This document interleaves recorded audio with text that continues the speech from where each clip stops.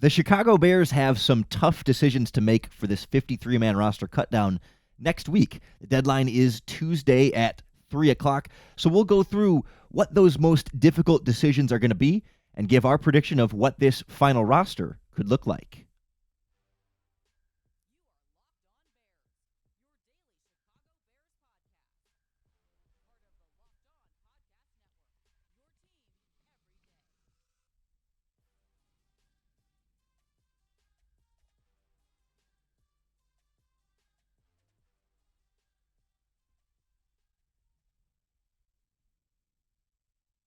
This is Locked On Bears, and I'm your host, Lorin Cox.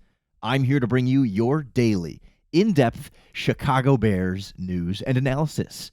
You can follow me on Twitter at CoxSports1. You can follow the podcast on Twitter at Locked On Bears. You can like Locked On Bears on Facebook. Join the Locked On Bears Facebook group for even more Bears talk. And make sure you hit that subscribe button on the Locked On Bears YouTube channel to keep up with all of our video podcasts as well. Thanks for making Locked On Bears your first listen today and hopefully every day. On the show today, we will get into this Bears 53-man roster breakdown. I want to tell you our episode is brought to you by BriteCo Jewelry and Watch Insurance. BriteCo brings you comprehensive, fast, and affordable jewelry insurance for as low as $5 a month. You can check out your special offer for Locked On listeners and get covered in under 2 minutes at brite.co/locked on. That's BRITE.co/locked on.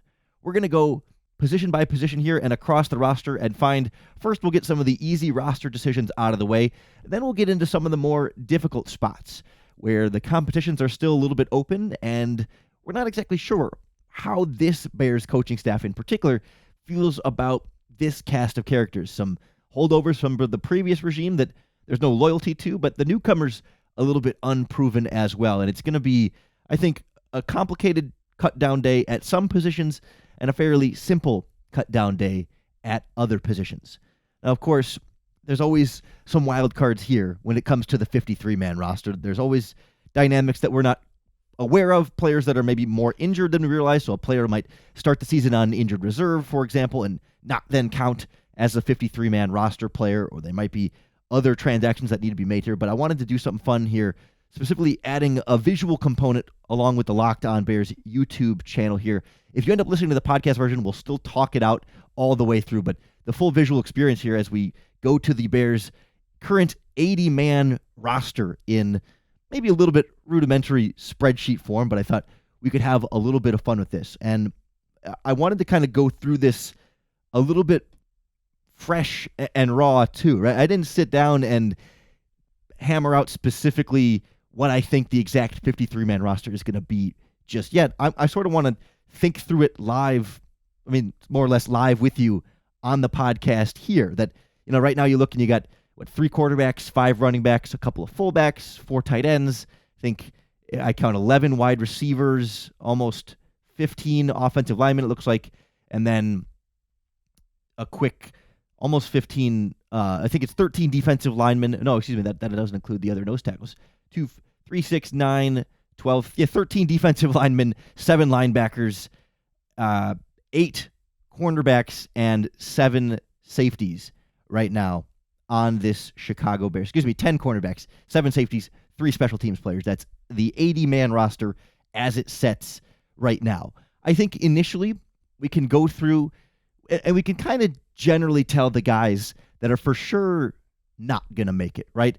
The names that you haven't heard much of through this preseason, you hadn't heard of coming into training camp, and you just know there's almost no chance that, Demontre Tuggle, for example, the number 5 running back, an undrafted free agent, plenty to like about him, but just not going to stick on this 53-man roster with 4 running backs ahead of him. So we can take him out of the mix. We know some of the bottom of the roster wide receivers, probably not in the mix here. N'Keal Harry is injured and not expected to be healthy for week 1, so I'm projecting him as either a cut or a member of the injured reserve, and either way, not going to count on this 53-man roster.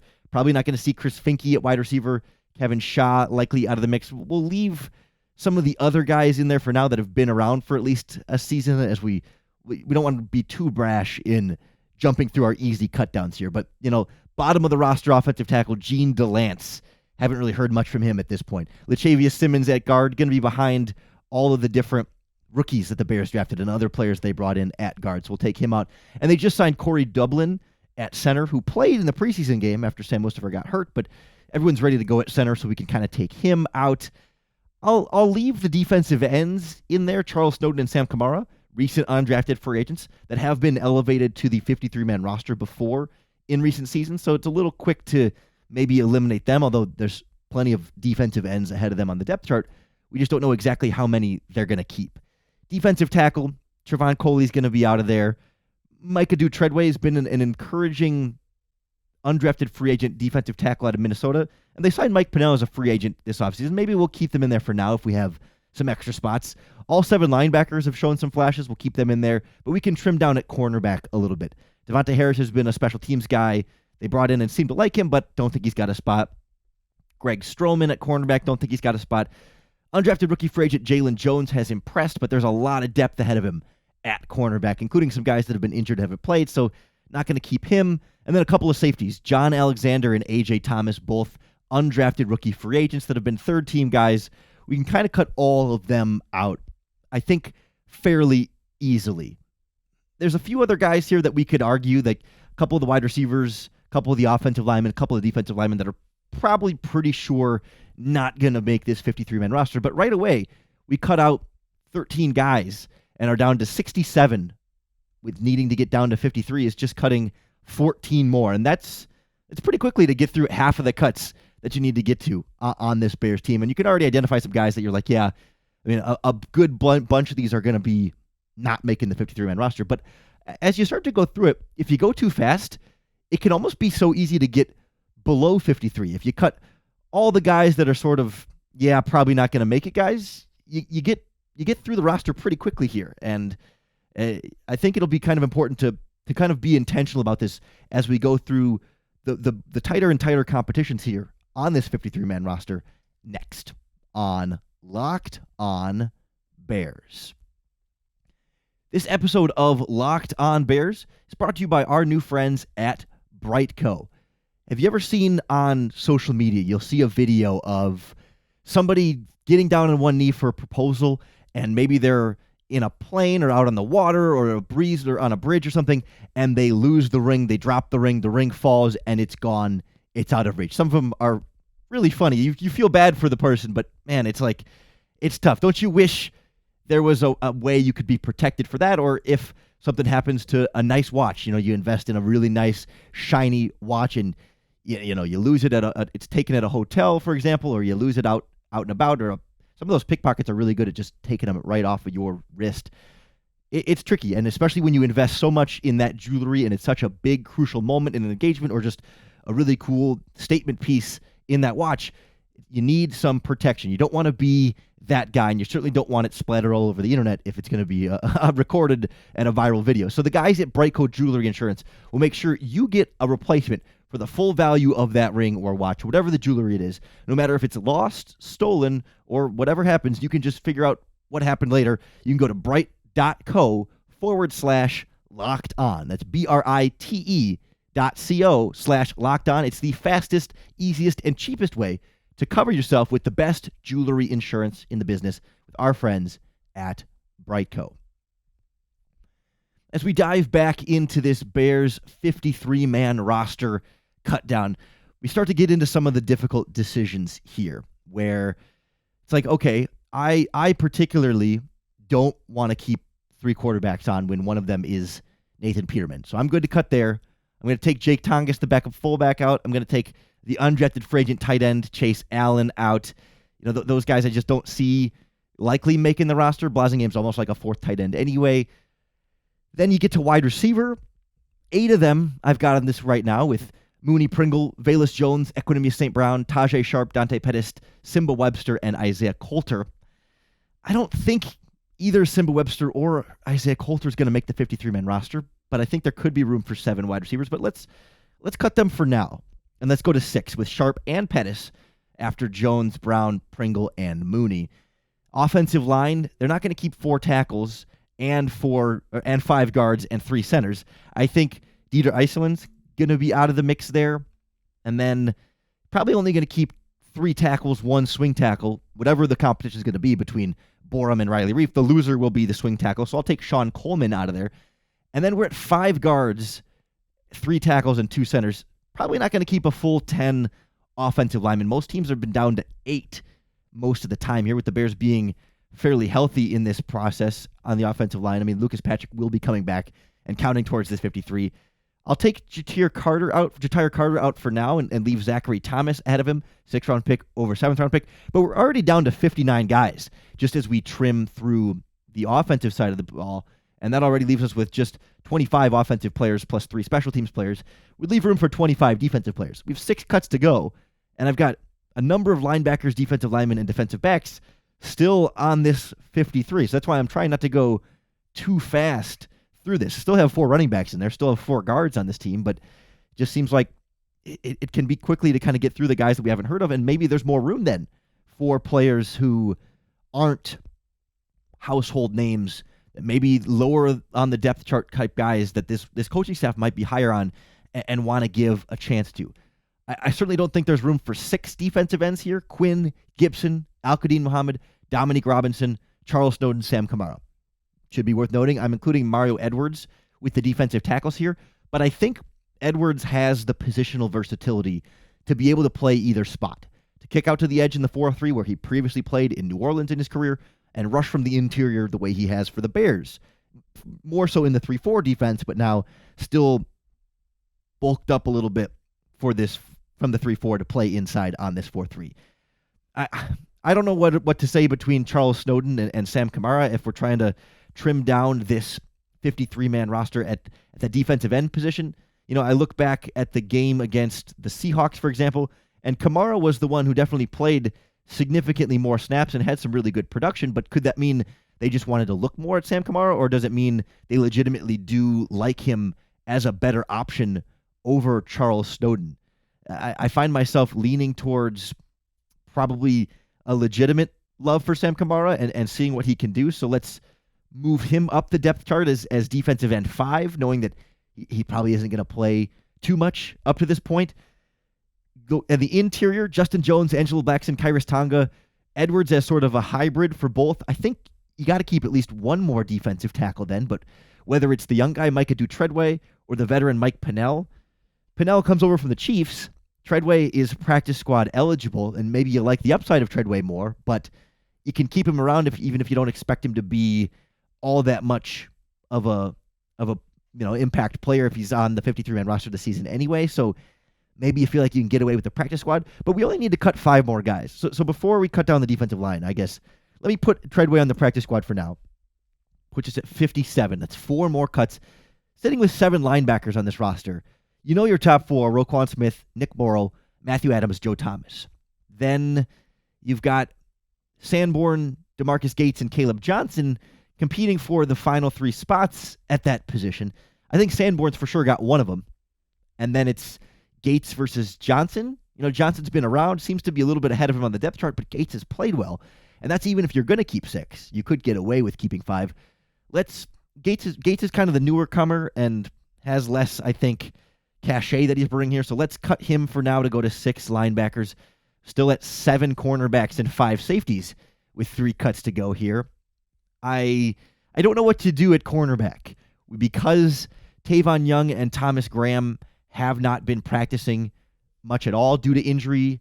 I don't think you're going to necessarily throw either one on the injured reserve, though, because they're both close enough to being healthy and ready to go. So it's been Lamar Jackson, the other Lamar Jackson, who's been starting at cornerback in these games with Kindle Vildor injured as well. Like, I think for sure, Jalen Johnson, Kyler Gordon, Kindle Vildor, they're locked in as cornerbacks. I think because Tavon Young has been such a proven cornerback as well in this league, that he's pretty locked in. And then it becomes, how healthy is Thomas Graham? And do they like him above what they've seen from Duke Shelley? And, Shelley seems to be fairly down in the rotation at this point. They were given the undrafted rookie free agent Jalen Jones some slot snaps ahead of Duke Shelley in this.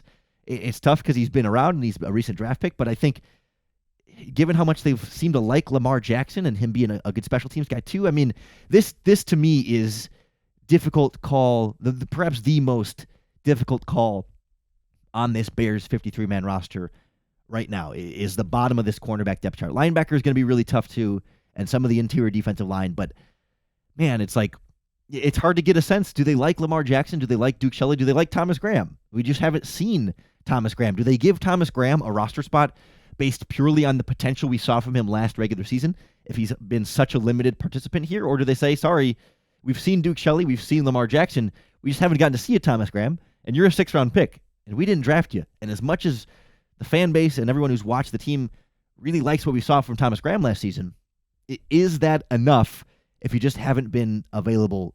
And can you get away with a injured reserve for him or Tavon Young? I mean, maybe it's a way to stash him, but I don't know that you can get away with a practice squad for Thomas Graham. And I don't know if you can get away with a practice squad for Duke Shelley either. Like, this is where it's tough. Like, if man, conventional wisdom would say Lamar Jackson's a newcomer, he's an undrafted free agent, doesn't have any kind of attachment to this team, and even though they've been given an extended playing time, they just don't necessarily, I don't know if there's much to value there, but he could be coming in and impressing him over the guys. You know, he's got more size, he's more of the outside guy, whereas Shelley is more of a slot guy. Graham has the versatility to do both, which is why I feel like he's probably going to be safe. So I'm going to go bold here, and I'm going to say Lamar Jackson over Duke Shelley at this point at cornerback to bring us down to 55. Then we need 2 more cuts. We've got 5 defensive ends and 5 safeties, 6 linebackers, 5 defensive tackles in there. Probably the 2 cuts are going to come either at those positions or maybe running back number 4.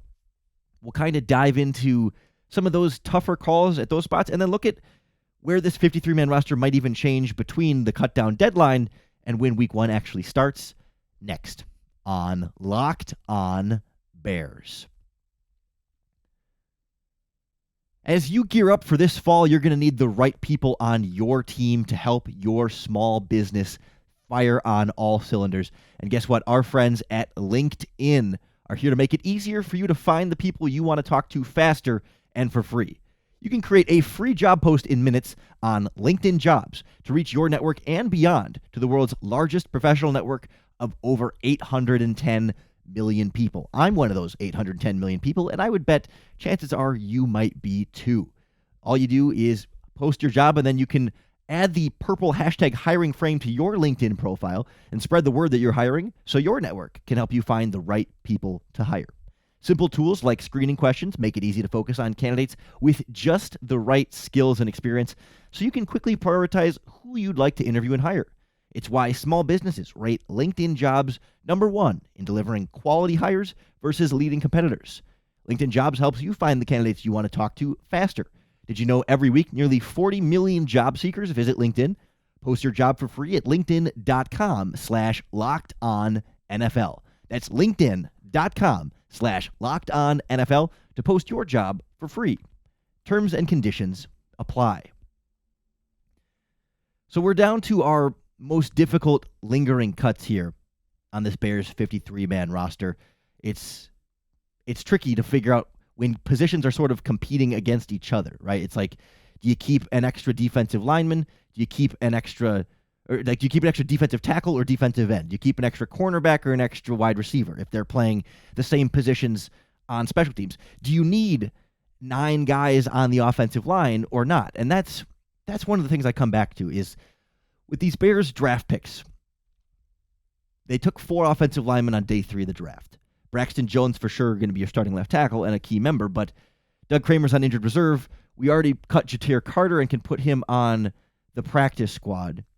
And I wonder if Zachary Thomas couldn't also end up on the practice squad in this case. I mean, I don't know that there's a need to keep 5 defensive tackles and 5 defensive linemen and 5 defensive ends either. But I don't think there's a need to also necessarily keep 5 safeties because I think you could put Elijah Hicks on the practice squad or even cut Dane Cruikshank, who hasn't participated much at all because of injuries. And I don't know. I still think you can get away with moving on from Treston Ebner at running back as well. I think you can get him on the practice squad. And I think either way, Darrington Evans is going to be above him in terms of special teams contributions. And that's where you're going to see this play out. So this is where I get torn because you have the potential still to maybe trade Robert Quinn at some point in this season.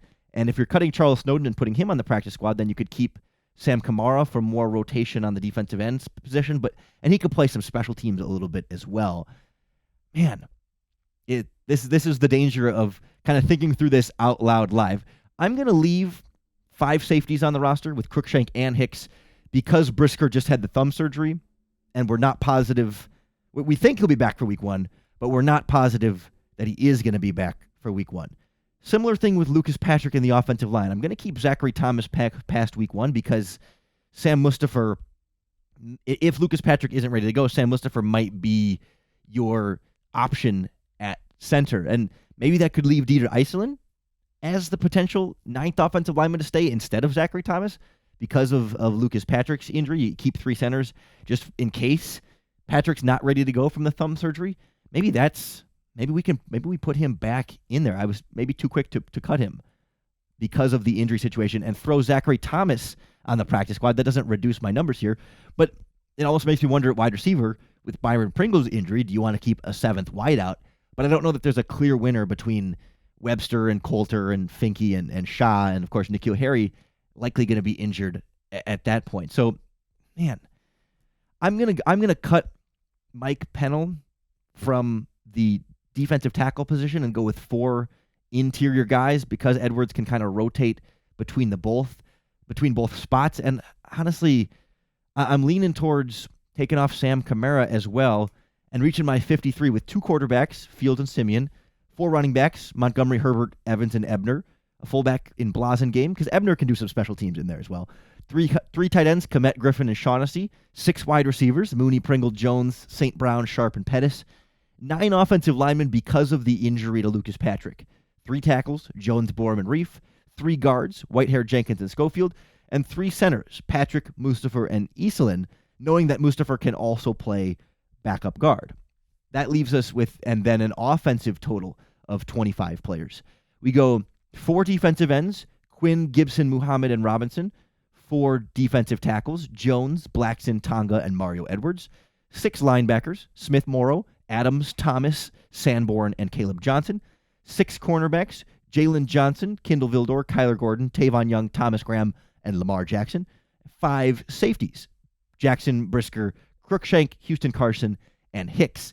5 safeties being kept mostly due to injuries. That's 25 players on defense, and then we've been intentionally not talking special teams because there just isn't special teams decisions to write down. And I even still, out of habit, you'll see on the on the 53-man roster on the YouTube channel, I had written Patrick O'Donnell in there. I didn't even think of the fact that the punter had changed to Trenton Gill, the 5th round pick that the Bears had drafted this season. That's funny. I'm glad I caught that live, so I didn't have to hear from it from the comments there on the Locked On Bears YouTube channel that Trenton Gill is the punter. I had written in Pat O'Donnell. That's really funny. I was about to read his name, and it wasn't until I was going to read his name that I realized I had it in there wrong. Cairo Santo, Trenton Gill, Patrick Scales, your 3 special teams players. And all of a sudden, we have ourselves a baseline 53-man roster. And it's key to differentiate the baseline 53-man roster because I am of the utmost belief that at least one player on the week 1 roster is currently not on the Bears roster. That someone will be cut from another team and or traded from another team right before cutdown day to fill in a spot on this Bears 53-man roster. And if I had to highlight a position or 2 where I could see that happening, certainly wide receiver. I think Mooney, Pringle, Jones, and St. Brown are set. Sharp is probably locked in as your wide receiver 5, but I could easily see them replacing Dante Pettis. We just did a podcast last week, 2 weeks ago now, looking at wide receivers the Chicago Bears could trade for, or wide receivers that if they're cut, the Chicago Bears could bring in. And I think especially a guy like Darius Slayton from the New York Giants seems to be near the top of the list as a potential option to fill in there for additional depth on this Bears roster. And wouldn't be surprised to see maybe another linebacker. I know we like the young guys they have there, Sanborn Johnson and DeMarquise Gates, but if they're needing to rely on Matthew Adams or Joe Thomas to play significant snaps, those guys aren't as proven. I'd be on the lookout for potentially a linebacker with some starting experience in there. Maybe more cornerback depth just with the injuries that they've been dealing with at that spot, depending on if Thomas Graham and Tavon Young in particular are or are not ready to go for week one. Could they bring in another cornerback to maybe replace Lamar Jackson if there's somebody they like as a better special teams option? And you could even see more tight end depth. I think Luke Getsy is going to want to get multiple tight ends involved in this offense. And I don't think the undrafted free agent Chase Allen has done much to really woo them and hammer home that he needs to be on this 53-man roster. But if they want to have a lot of 2 tight end sets, it might be nice to have a 4th tight end as a backup in there. And I don't think there's a guy on the roster right now that truly is going to win that spot and not be upgradable based on some of the other players that are going to be out there. So I think there's some real tough decisions. Offensive line, wide receiver, defensive end / backup defensive tackle, maybe the linebacker spot, and then the cornerback spots especially are going to be tough. A lot of room for rookie draft picks to make it on this 53-man roster. I mean, other than cutting some of the offensive linemen where you had quite a bit of draft investment at that spot, I'm looking across this roster cut down right now, and including Jack Sanborn as an undrafted rookie free agent. I think I'm counting 6 of the rookie draft picks plus Sanborn. I guess 5 picks plus Sanborn on this 53-man roster, and that's even with the potential of Zachary Thomas being a 7th if he would make it over Dieter Eisland, who I'm keeping as a potential backup center there. So a lot of the turnover from the Ryan Poles regime and this new Bears draft class taking over seems to be a part of the changing of the guard for this Bears 53-man roster breakdown. I hope that process was enlightening for you and went into some of the different dynamics here, especially if you watch along in the Locked On Bears YouTube channel. We were kind of changing the roster names around and watching the counter go up and down live as we did it. I hope you'll subscribe if you're watching on YouTube or wherever you're listening to the Locked On Bears podcast to keep up with all of our daily, in-depth Chicago Bears news and analysis.